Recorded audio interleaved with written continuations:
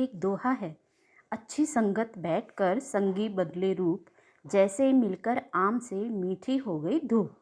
अर्थात आप जैसी संगत में बैठते हैं किसी न किसी रूप में आप उससे प्रभावित हो ही जाते हैं। अच्छी संगत अच्छी सोच, बुरी संगत बुरी सोच। ऐसी ही हमारी आज की कहानी है जो हमें संगत का पाठ सिखाती है। कहानी का नाम है संगत का प्रभाव। दो मित्र थे, कमल और विमलेश। कमल बदमाश प्रवृत्ति का था और धीरे धीरे वह छोटी मोटी चोरियां करके अपना जीवन यापन करने लगा था। लेकिन विमलेश सज्जन प्रवृत्ति का था, इसलिए वह अपनी अच्छाइयों के कारण समाज में अपनी पहचान बना रहा था और धीरे धीरे एक संत के रूप में प्रसिद्ध होने लगा। लोग उसे पूजने लगे क्योंकि उसका ज्ञान बहुत गहरा था, जो अच्छों को प्रभावित करता था। कहने के लिए दोनों मित्र थे, लेकिन स्वभाव उलट था। विमलेश हमेशा यही सोचता और यही चाहता कि कमल की बुद्धि सुधर जाए।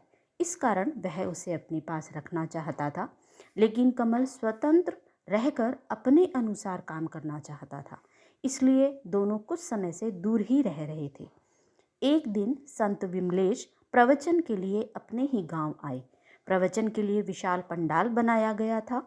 कमल भी ये सुनकर कि उसका पुराना दोस्त आया है, उसका प्रवचन सुनने पहुंच गया। संत विमलेश ने मित्र को देखते ही पहचान लिया और अपने पास बैठा लिया। प्रवचन शुरू हुआ। सभी संत विमलेश के संबोधन से मंत्र मुग्ध हो रहे थे। तालियां बज रही थी।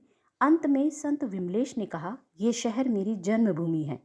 मैं चाहता हूँ यहाँ 10 लाख की लागत का एक अस्पताल बने और यह राशि इसी पंडाल में अभी इकट्ठी करनी है। एक टोकरी आपके पास आएगी, जिसकी जैसी श्रद्धा हो राशि दान करता जाए। कमल ने भी दान देने की भावना रखी और 10,000 रुपये अपने हाथ में निकाल कर रखे कि जैसे ही टोकरी उसके सामने आएगी 10,000 रुपये दान कर दूंगा। लोग खुले हाथों से दान देने लगे। 2 लाख, 5 लाख, 7 लाख, 10 लाख धीरे धीरे इकट्ठे होने लगे। टोकरी अभी भी घूम रही थी। कमल ने सोचा, जब इतने पैसे इकट्ठे हो गए हैं तो मेरी ये छोटी सी राशि का क्या महत्व है। उसने चुपचाप 10,000 की जगह 5,000 हाथ में रखे और ये सोचा कि जब टोकरी आएगी तो सिर्फ 5,000 ही उसमें डालूंगा।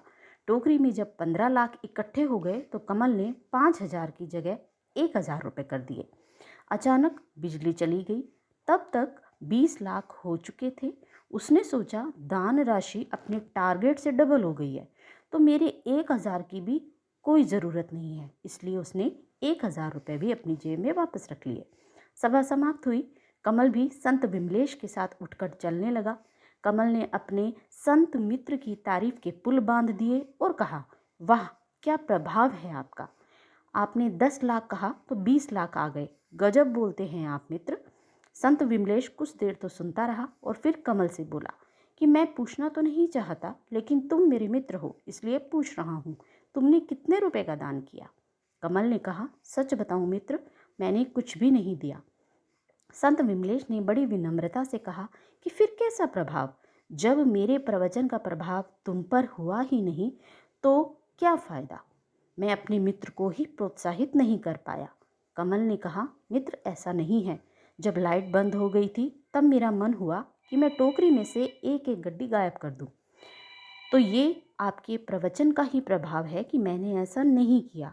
आपके शुद्ध वचनों का प्रभाव ये पड़ा कि यदि मैंने अपनी ओर से कोई दान नहीं दिया तो दूसरों के दिए दान में से मैंने कोई बेईमानी नहीं की और मैं बेईमानी का धंधा करने वाला बेईमानी कर ही नहीं पाया। तो ये थी हमारी आज की कहानी। कहानी कैसी लगी कमेंट करके ज़रूर बताएं। यदि आपने मेरे चैनल को अभी तक सब्सक्राइब नहीं किया है तो प्लीज़ लाइक, सब्सक्राइब और शेयर ज़रूर करें। फिर मिलेंगे, तब तक के लिए आपका दिन शुभ हो।